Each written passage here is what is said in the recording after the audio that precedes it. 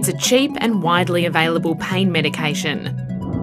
Last year, Australians bought 65 million packs of paracetamol. Well, it's incredibly easy to get paracetamol, and that just makes sense because it's the biggest drug that's used for pain in Australia. It just combines really well with the other medications that I'm taking to give me a longer lasting relief. Peter Rudland sustained multiple musculoskeletal injuries in a Black Hawk helicopter crash in Afghanistan in 2010. I have to sort of plan my days around, sort of what pain that I wake up with in the morning. Since the crash, he's been a co-captain at the Invictus Games, become an ambassador for RSL Australia and travelled extensively. Under direction from his doctor, he uses opioid pain relief, but also a slow-release paracetamol to manage chronic pain. If the pain isn't as severe, I can take that and it stops me from having to use opioids. So it gives me options, is probably the best way to say it. Available at supermarkets, pharmacies and petrol stations without a prescription, paracetamol is a household item. It's considered safe if used appropriately, but paracetamol can be dangerous at high doses. So the big problem about paracetamol is if you take too much, you don't feel anything immediately, but it starts to damage your liver, and it can lead to the hospitalisation, to the need for a liver transplant, or even to death. Between 2007 and 2020, about 50 Australians died each year from paracetamol poisoning, and thousands were hospitalised. Most hospital admissions were due to people deliberately taking too much paracetamol, and about half of those were people under 25. I don't think the Australian population knows that it's the number one medication that's used by young people in self-harm. Helen Christensen was a member of an independent expert panel tasked by the National Medicines Regulator with looking into intentional paracetamol self-poisoning earlier this year. There had been an increase in the use of paracetamol for suicidal intent or self-harm over the last decade.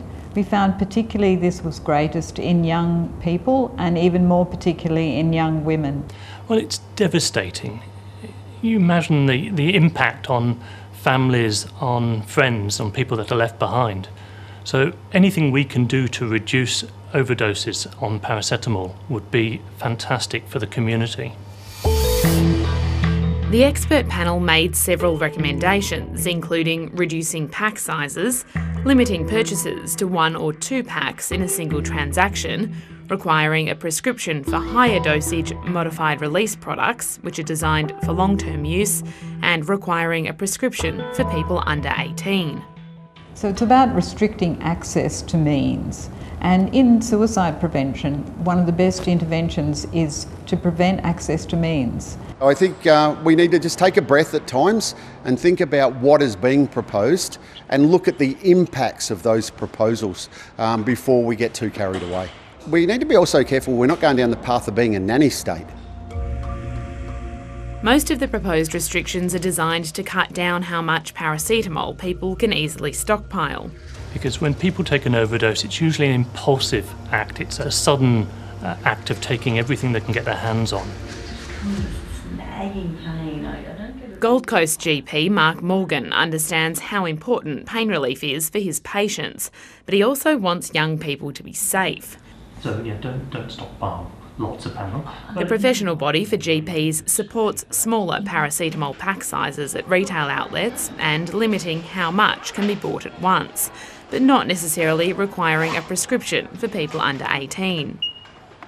It makes it very hard for a mature younger person to access some paracetamol for perfectly reasonable needs, like a headache, cold and flu symptoms or period pain. The Pharmacy Guild has suggested eventually removing paracetamol from retail shelves altogether. When medicines are available outside of a pharmacy in supermarkets and general retailers without health professional advice at the ready, there can be a perception that it's okay, it's only paracetamol. We also need to be mindful that this is not just a medication access issue, it's also a medicine storage and mental health issue. Pharmacists don't want to see modified release paracetamol become prescription only. That's the paracetamol that Peter Rudland uses. I have to balance things quite carefully, and during high periods of pain, if I was to run out and not take enough, I'd really be in a struggle street. You know, recently I've been really struggling to get into a doctor anyway for any appointment. So all of a sudden, if I have to start trying to get further prescriptions, I'd be spending a lot of time waiting and a lot of time in pain, to be honest. Peter is a voluntary advocate for Pain Australia, which doesn't support the proposed restrictions. I think it's really a retrograde step to make it harder for people who need to take 6 to 8 paracetamols per day to make it harder to access. These people who are pain sufferers can still buy paracetamol. It's just not in one lot and not in such large quantity.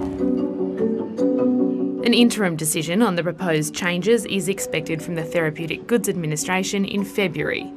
As well as restrictions to access, experts are keen to address why so many young people are overdosing on paracetamol.